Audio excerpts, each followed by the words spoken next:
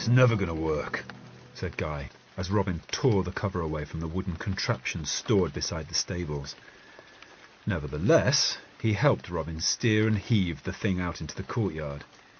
It buckled as the heavy wheels stuck in the ground, and for a moment Guy thought the thing might just collapse on them. But at last they had it out into the open. Robin stood back to admire it. A catapult. Strictly speaking, a trebuchet. A triangular structure with a long bar pivoting on top. A complex counterweight hung from one end of the long bar, a wide canvas sling from the other. It clearly hadn't been used in years. "It'll work," said Robin proudly. "I remember it working before." "But you use a trebuchet to get into a castle," said Guy. "You should see them in the Holy Land," said Robin. "They put them on the castle walls so our artillery can't get near. I swear, one of the towers at Damascus must be 30 yards wide just to support the thing." Guy shook his head. "We're never going to get this thing on the castle walls," he said. No, said Robin. "That's just an example. But we can use this to drop stuff on them, slow them down." "And then they'll get bored and go home again," said Guy. "No," said Robin, "but they'll think there must be loads of us in here. Then we come in with stage 2 of the plan." "Which is?" asked Guy. "I'm working on that," said Robin. "Come on, we need to find stuff for this thing to throw at them." They spent the next hour gathering things that would fit in the sling of the trebuchet.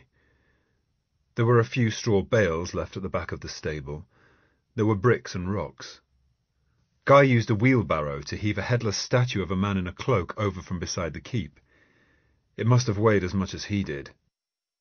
Robin, meanwhile, prepared the great catapult, checking the ropes and pivot, talking to himself in what Guy suspected might even have been Arabic. "It's just numbers," said Robin, when he asked.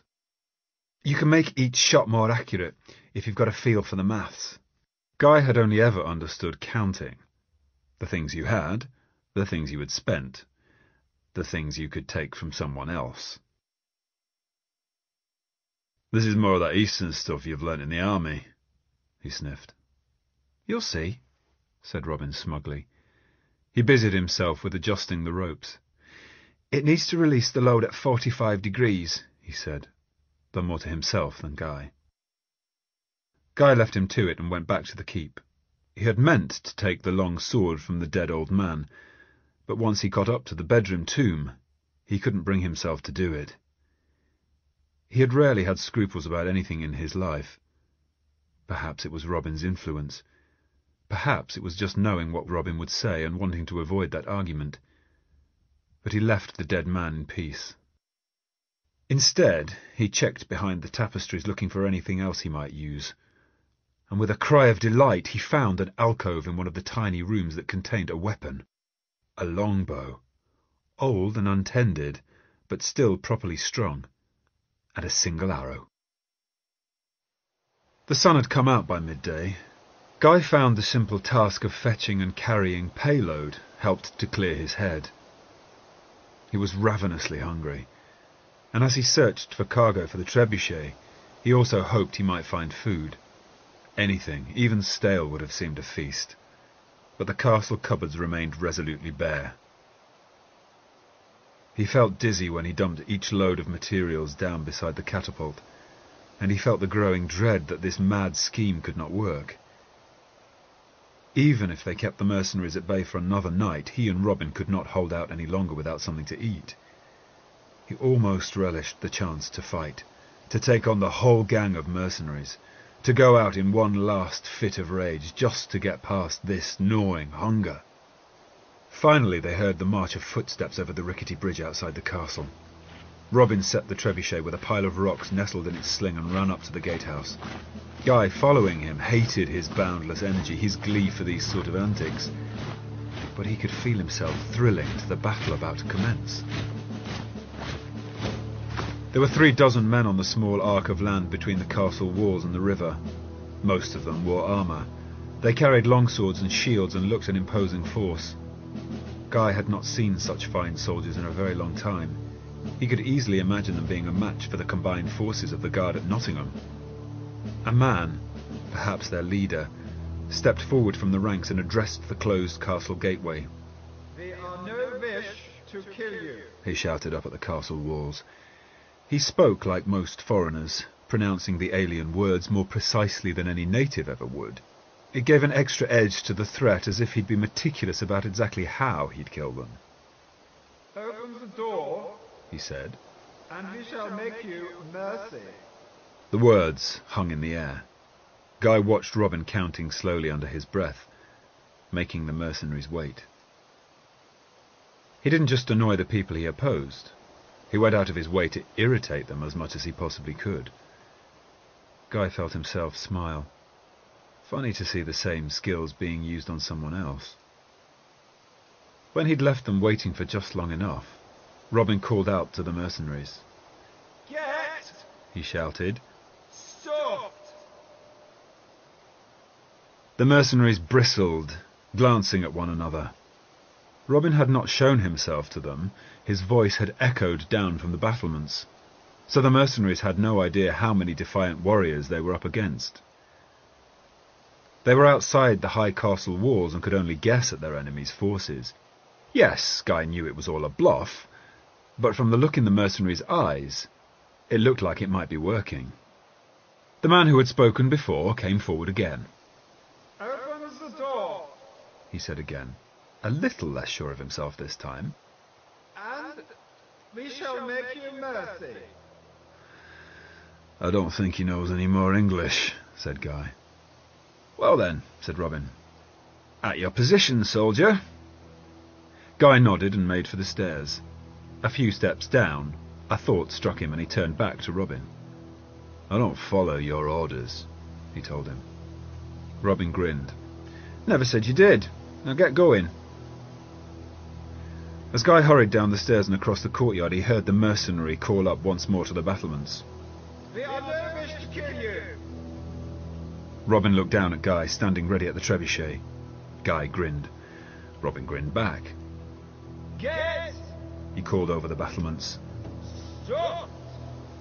And Guy let go of the handle of the trebuchet. The whole catapult shook as the pivot crashed down, and the swing twisting violently up and over. Bricks and rocks sailed into the blue sky, spinning gently as they glided over the top of the castle walls.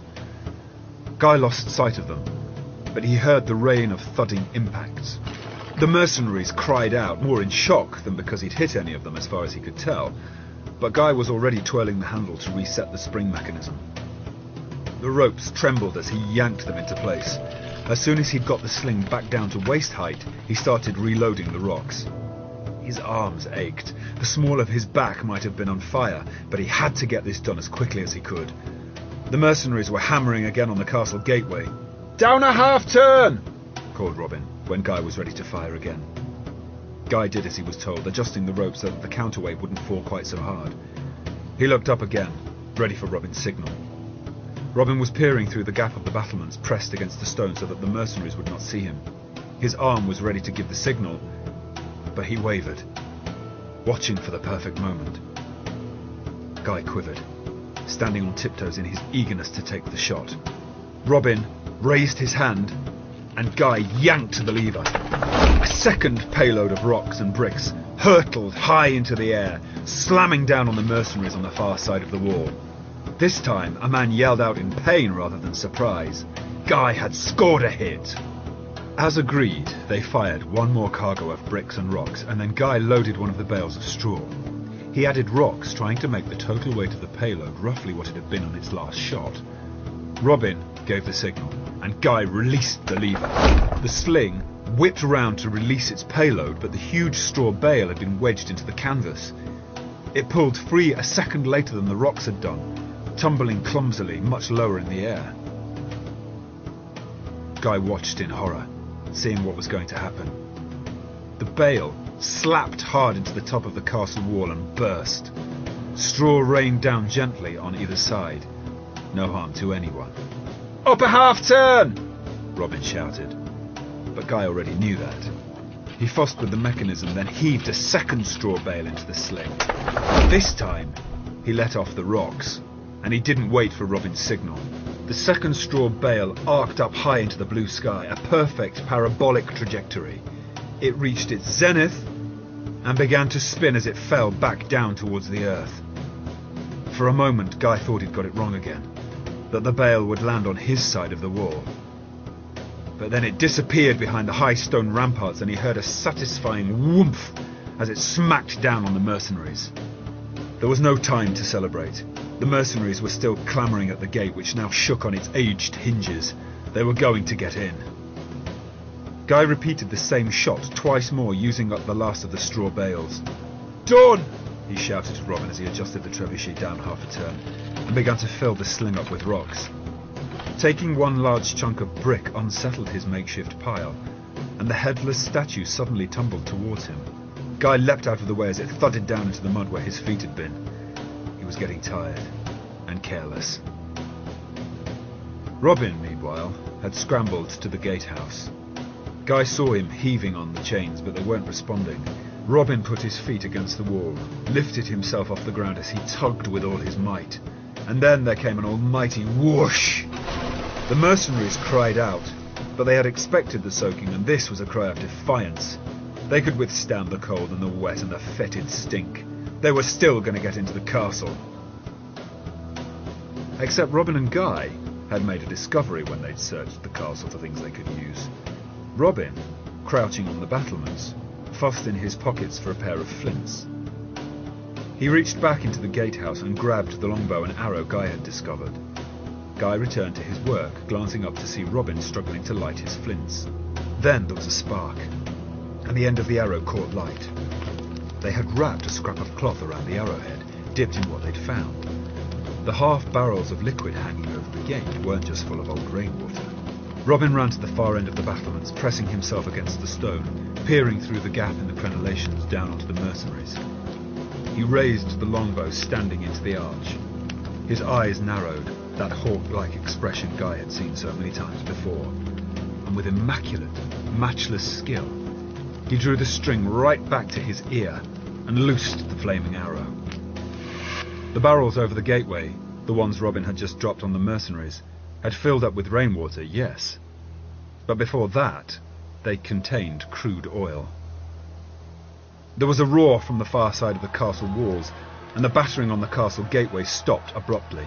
Men screamed out. Guy heard the blazing of the straw bales as the fire caught them. He didn't know if the bales had burst on impact, or if they'd stayed intact. But there was only a tiny scrap of land between the castle and the river, and a lot of mercenaries squeezed onto it. He wanted to run to the battlements to see for himself, but he and Robin had agreed the plan. So he yanked back on the lever, and another payload of bricks and rocks sailed up into the air to rain down on the mercenaries. He heard the dull thuds of impacts, but by then the mercenaries were already racing back over the rickety bridge to the far side of the river.